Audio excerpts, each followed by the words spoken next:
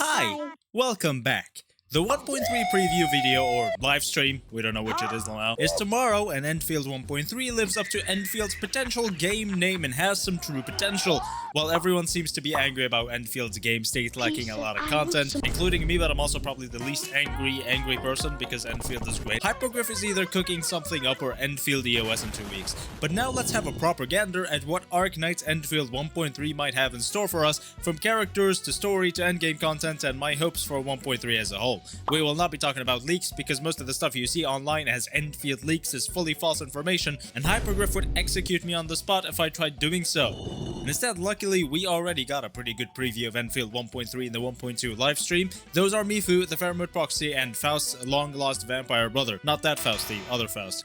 Now, we don't really have any official idea of what these characters are gonna do, but I believe that Mifu is gonna be a physical DPS, the Fairmood Proxy a nature or support DPS, and the Vampire Man to be a heat support, which would be pretty great for Lavatane. We're already pretty familiar with Mifu, as we've seen her in the story a lot. The Fairmood Proxy is a relic of OG Arknights, as she's the 13th Sui sibling, the Mistake, the adopted one, the artificial one, and 1.3's main story quest is probably going to be really focused on her specifically, while most Mifu and Vampire Man disposition is going to be in the form of a character quest most likely. I don't see them going into OG Arknight Sway lore much just yet, but I also expect some snippets of it just to leave some breadcrumbs for Arknights players. For those who are hoping for Shu in Enfield, I do see them making her a playable character, but only a few months to a year or so in the future. Now, I am expecting all of these 3 characters to be 6 stars. I do wish that one of them is a 5 star, specifically I do hope that the Fairmood Proxy is currently a 5 star, then gets a 6 star alter in the future, but right now with the direction literally every single 3D gacha game is headed,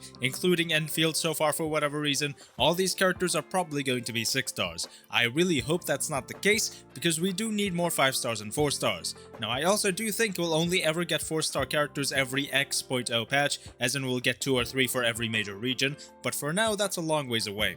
Now, I'm not going to pretend that I know what the 1.3 story will exactly be about, but I do know that we're eventually going to the North Wuling Exclusion Zone, but that's probably going to be in 1.4 after the Fairmood Proxy saga, after we meet back with Arcane. 1.4 is also probably going to be the half anniversary celebration for Enfield, which is super exciting, probably resulting in a lot of special characters, as well as a lot of rewards. 1.3 probably won't have many new maps, except everyone expects the test area to get an update, including a sub-PAC region to assist with the purification node, since it's kinda useless right now. So the overall size of 1.3 map-wise is going to be like 1.1, where we get another area the size of Qingbo Stockade and not much else. But of course I'd love to be proven wrong, because exploration in this game is super fun.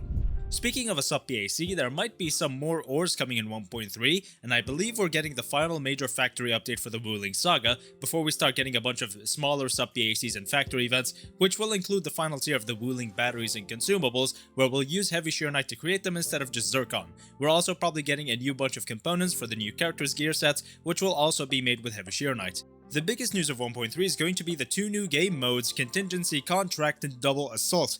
Contingency Contract is a mod from OG Arknights, and the whole gist of this mode is adding difficulty modifiers to each stage to get more rewards, where most rewards are locked behind lower overall difficulty, while max difficulties are just for bragging rights. It's similar to Hypostatic Symphony and Virtual Crisis from Genshin and Wuthering Waves, but also much better. Contingency Contract seasons usually last 2 weeks each, with a new season once every 2 to 3 months, but sometimes there are gaps of 6 to 12 months between seasons. Double Assault is an Enfield original mode, where you'll only be able to use 2 operators per team. It seems to be a more unique type of event similar to the Delver of the Cryptic, except including combat on top of puzzles. Speaking of, I do also expect every permanent game mode, those being Delver of the Cryptic, Umbral Monument, and Edge Space Salvage, to all get some new sets, and on top of Double Assault and Contingency Contract, 1.3 will probably have tons of content to do, which is one of the main gripes of the Enfield community currently. I do expect 1.3 to also be 49 days just like 1.2, with 17 days for each banner, also just like 1.0. I do think this is also going to be a trend, with patches going 3 characters, then 2, then 1 consecutively, which would bring a lot of predictability in a good way to Enfield's updates.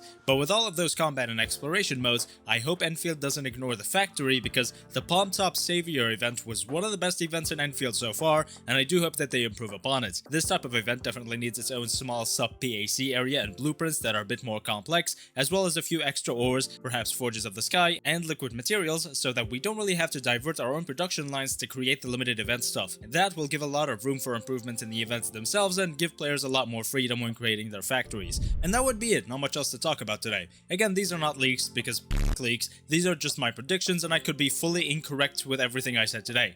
We'll see tomorrow. So thank you so much for watching, make sure to like, comment and subscribe for more content like this in the future, and join the Express Rain Discord server for a fun and lovely community to hang out with.